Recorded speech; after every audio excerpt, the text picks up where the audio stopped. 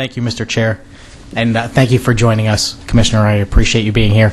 And I appreciate the graph as well, although I have to tell you it's very difficult to be listening and trying to make heads or tails out of these numbers on this page. Yeah.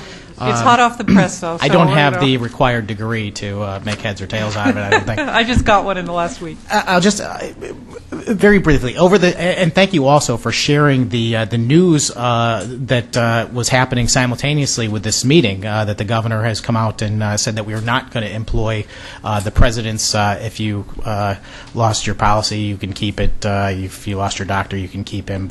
Fix, as it's been referred to, and we are just going to continue business as before without that potential remedy, let's call it that. The other thing I found interesting about the governor's remarks that you shared with us is the number of cancellations, and I'm looking at them on this sheet. When I was speaking with Mr. Coonahan, we were talking about the number of canceled policies, and I was using the commissioner's numbers that he's been talking about in the press over the recent days, 27,000 cancellations and only 9,000 supposedly as a result of Obamacare. So I just want to make sure that I'm looking at these numbers correctly. So now it's 66,000 policies and possibly 100,000 people. And how many, according to this chart, are you attributing to Obamacare? So take a look at, you've got a heading up there right in the middle that says ACA exempt plans. So you've got, it says not impacted by President's proposal. So those are not. Okay. Okay, and then you move over to the right. Which 26,000? So then let me just, why don't I walk you through this? It might be a little easier. I really, my point is to try and not make it complicated. I'm going to get you right to the number you're asking for. Well, can I just have that number? How many of the 66,000 policies that are canceled are you attributing to Obamacare versus not attributing to Obamacare?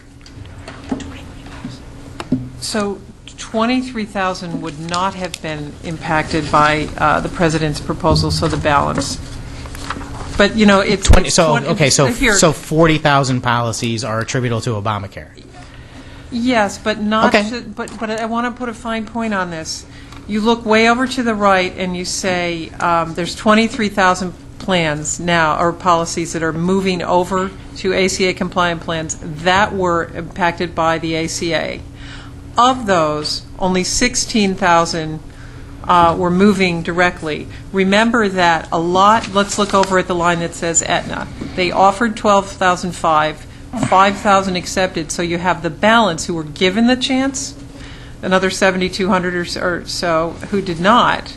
And so they're in this number too. So if you subtract the amount who had the chance and did not take it, this number comes down to 16,000 and change that would have taken advantage of this opportunity had we done it. I understand, and I appreciate that. I'm not trying to cloud the air with political numbers, so to speak. But I do want to make a fair comparison to what has been claimed over the past week.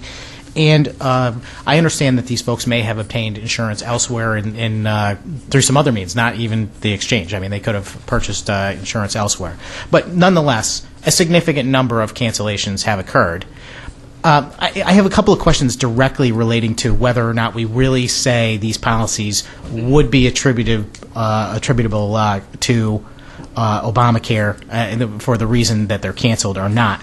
I mean, is it reasonable to expect policy to remain unchanged since March of 2010? I mean, you're talking about almost 4 years now. I don't think that's a reasonable expectation that anyone would have, that the policy would remain unchanged for 4 years. Do you? I actually do. I think Connecticut, I wouldn't say unchanged, but not substantially changed. Connecticut, thanks to all of you, has been a leading light in adopting a lot of the ACA things in advance of the ACA. So we've been in a good position, so the transition may not have been as large as in other states because you've put a lot of those things in place already. I understand, but even insurance mandates that we pass in this committee might have an impact that would say that the policy changed and as a result is no longer eligible to be grandfathered because it's not the same anymore? Right, and so a lot of those are the ones that are not, the ones since then, yeah. Okay. That's consistent. Okay. Yeah, no, and, to me, and forgive me, I understand you're it's complex. You're the messenger, and but I've been noticing the narrative changing. When the cancellations first started rolling out, it was being reported that, Well, those were substandard policies anyway, so these people are better off. So I question, do you believe that the policies that were and are being canceled are in any way substandard? I can't really comment on something I didn't see. We're Well, I mean, the insurance department regulates insurance in the state of Connecticut, so those rates and policies are approved by the Department of Insurance. So I would assume that the Department of Insurance would say that those are quality insurance plans if they're eligible to be sold Correct. in the state. Yeah. So they're not, in fact, not substandard. They're just different. right. That's what I'm saying. It's hard to Understood. speculate Well- on something that somebody may have said. Well, the reason why I'm bringing it up is because I'm watching the narrative change. I've watched the news reports over the past couple of days, and it used to be, well, these people are better off because their substandard plans are gone. And now it's not that those were substandard plans. It's that those people aren't being canceled after all. It's a complicated graph that says that these people could have got insurance through some other mechanism. And the facts are the facts. We talked this morning with Mr. Coonahan about how many people signed up on the exchange, and it's 16,000 people, and we're talking 100,000 people being canceled. So at the end of the day, the goal of the Affordable Care Act, to me, was... Can I just say, not 100,000 people were not canceled. These are the total of people who hold individual policies in the state. Then it's broken down a lot further from there. Okay. So how many people were actually canceled?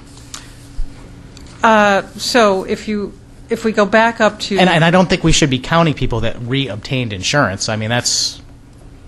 Well, what I'm looking at is, what we want to say to you is 42% of these policies are maintaining, are maintaining their policies in the total market. Well, but the promise that the president made was if you have your plan, you could keep it, not if your plan is canceled, well, now you can have something else. That would be a different promise, I believe. That's what the law said, though. Well, maybe that's what the law said, but not what our president said and how he's tried to go back to keep his promise. So if we're going to go based on the president's advertisement, these 100,000 people have been canceled.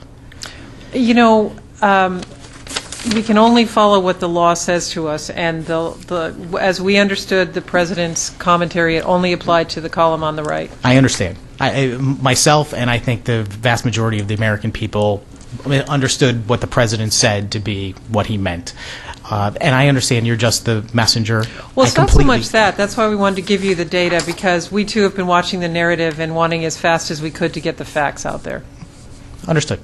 Well, thank you very much. I appreciate it, Thank you for Commissioner. your questions.